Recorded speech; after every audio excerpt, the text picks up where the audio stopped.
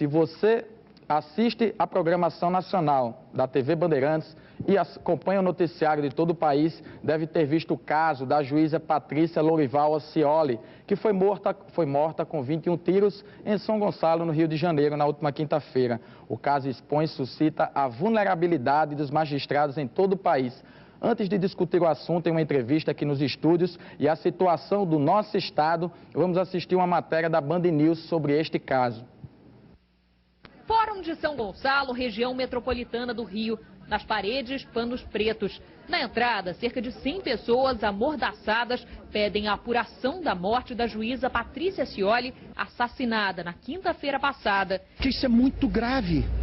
Morreu uma pessoa, mas é ao mesmo tempo um ataque contra um dos pilares do Estado Democrático de Direito. Um judiciário amordaçado, é melhor a gente morar na China. Patrícia Scioli foi atingida por 21 tiros quando chegava em casa em Niterói. Em 10 anos, condenou cerca de 60 policiais ligados a grupos paramilitares.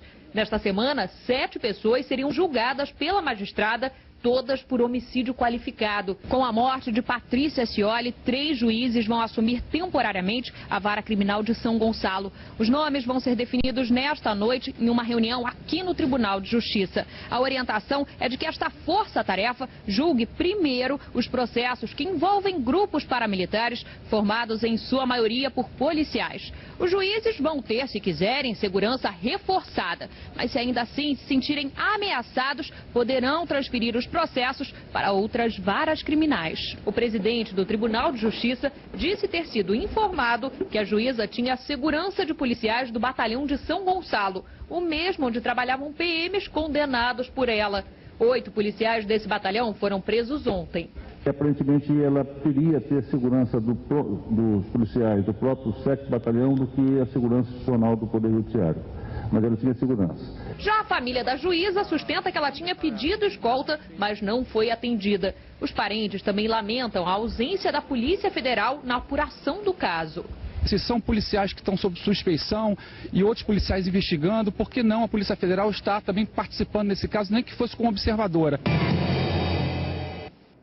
Sobre a insegurança dos magistrados no Rio Grande do Norte, a gente conversa agora com o doutor Azevedo Hamilton Cartacho, presidente da Associação dos Magistrados do Estado. Doutor Hamilton, seja bem-vindo à Band Natal. A gente agradece a sua presença. Doutor Hamilton, eu gostaria de saber do senhor, esse caso aí foi latente, chamou a atenção de todo o noticiário nacional. Aqui no Rio Grande do Norte a situação é crítica. Nós temos a informação, inclusive, que um magistrado ou uma magistrada, não se pode revelar a identidade, também precisou de proteção judicial e policial diante de ameaças sofridas? Isso. Atualmente nós temos uma colega que se encontra sob um esquema de segurança especial. Ela tem tido uma atenção especial do Gabinete de Segurança Institucional do Tribunal de Justiça e das polícias do Estado. Doutor Hamilton, é possível revelar qual foi a motivação? Ela trabalhou com que natureza de crime? O que motivou essa ofensiva, digamos assim, dos bandidos ou dos criminosos, que ela estaria participando de algum processo judicial? Olha, Murilo, esse tipo de processo, ele normalmente ele está ligado a pessoas que têm muito dinheiro a perder, né, no caso narcotraficantes, ou grupos de extermínio. Também é comum que esse tipo de situação aconteça também em relação às quadrilhas armadas que nós tanto conhecemos aqui no estado do Rio Grande do Norte, né? Então, já vários municípios, o Oeste é principalmente afetado por isso. Então, são situações que aconselham cuidado e o que se deseja não é que os juízes tenham uma segurança especial, assim, não porque o juiz ele não é especial, ele não é melhor do que qualquer cidadão, mas é a pessoa que está encarregada de proteger a população. Então, se a pessoa que está encarregada de proteger a população tem a sua família, a sua vida colocada em risco, isso prejudica muito os esforços de segurança pública. Doutor, a realidade é mais crítica no interior do estado, como o senhor colocou, as comarcas são ali espalhadas, não há policiamento, o juiz precisa ser enérgico e muitas vezes sofre esse tipo de retaliação? Na verdade, assim, o policiamento tem funcionado, a estrutura da Polícia Militar e da Polícia Civil, elas funcionam. O que nós sentimos necessidade hoje em dia, e é bom que se diga que as polícias têm atendido sempre o Tribunal de Justiça com muita boa vontade quando há situações de risco.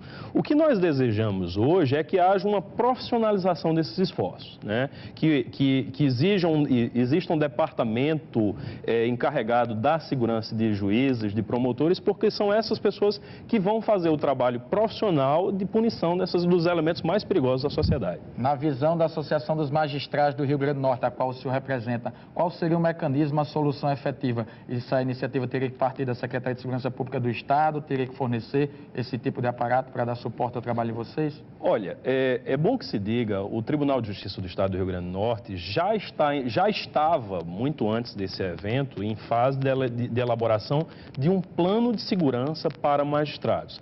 Agora, evidentemente que essas medidas, elas vão precisar contar com a sensibilidade, com o apoio do Executivo e do Legislativo, até porque demandam recursos, né? Mas a gente pode falar, por exemplo, que é necessário que existam detectores de metal nos fóruns, até porque já houve um colega juiz que foi agredido dentro da sala de audiência, não teve um problema mais sério, justamente em razão da intervenção da segurança do fórum, né? Mas é necessário que a gente tenha detectores de metal, que nós tenhamos até mesmo um carro blindado à disposição de um promotor, de um juiz que esteja numa situação de grave risco. Nós não devemos aguardar que sangue potiguar, sangue de pessoas sejam derramados aqui no Estado para que a gente tome medidas. Doutor, em relação ao trabalho de vocês no sentido de solicitar essas medidas, o que foi feito, foi oficiado de alguma forma e qual é a resposta que vocês esperam? Olha, nós já havíamos, a presidência do Tribunal de Justiça já havia feito uma reunião com todos os juízes em que ela recebeu sugestões para reforço de segurança. Foi constituída uma comissão que está em fase de elaboração de um plano de segurança. O que nós desejamos é que, diante dessa situação que aconteceu, e até como uma forma de prevenção, que as providências práticas sejam elaboradas. Eu fui informado pelo Tribunal de Justiça, eu recebi um telefonema do desembargador vice-presidente hoje, me informando que já está agendada uma reunião para quinta-feira, justamente com o propósito de acelerar um processo que já estava em andamento. Doutor, a população em geral, ela assiste ao trabalho dos magistrados com um certo distanciamento. Isso. E muitas vezes tem dificuldade de reconhecer, como o senhor colocou, os magistrados não precisam de um esquema diferenciado, apenas de condições para o exercício da função. Exato. Quais seriam as dificuldades que vocês enfrentam no dia a dia para que a população tome conhecimento e, como o senhor colocou, é preciso também vontade política da Assembleia Legislativa, isso, dos órgãos políticos, para que a sociedade possa entender essa preocupação da Associação dos Magistrados? A gente tenta colocar, por exemplo, que existem questões básicas, como existem... Todo mundo já viu o filme e sabe que existe um programa especial de proteção à testemunha. Ora, a testemunha atua em um processo perigoso, né? E os juízes, como até já foi noticiado aí, a gente atua em dezenas, até em centenas de processos de pessoas muito perigosas ao longo da vida. E é necessário justamente que essas pessoas que estão encarregadas da proteção da sociedade tenham a sua vida e das suas famílias também preservadas. E para o juiz, o senhor como magistrado, qual seria o momento crítico em que o senhor sente necessidade de acionar esses mecanismos e requerer uma segurança? Olha, em geral, a gente tem uma sinalização, né? Qual é o propósito da violência? A violência é diferente dessa violência do assalto, da violência urbana, do assalto, do roubo a uma casa, de alguma coisa. Ela é direcionada, ela tem o propósito de intimidar o governo, de intimidar o Estado. Até as imagens do protesto em relação à juíza, o pessoal usando ali a mordaça, né? Que seria você ter de calar a justiça. Exatamente. A finalidade é fazer com que a justiça não seja aplicada a pessoas poderosas e a pessoas perigosas, né? Então, assim, a gente precisa realmente trabalhar esses mecanismos justamente para que o cidadão tenha sua integridade assegurada. Até porque grupos de extermínio, quadrilhas armadas, são essas pessoas que realmente colocam muito mais em risco a sociedade. Doutor, se tratando do Rio Grande do Norte, qual é a estimativa de vocês para que essas medidas, por exemplo, o carro blindado, detector de metais, possam chegar em tempo hábil? Como é que está esse processo? Como é que o senhor acredita que isso possa ser viável em tempo hábil e eficiente?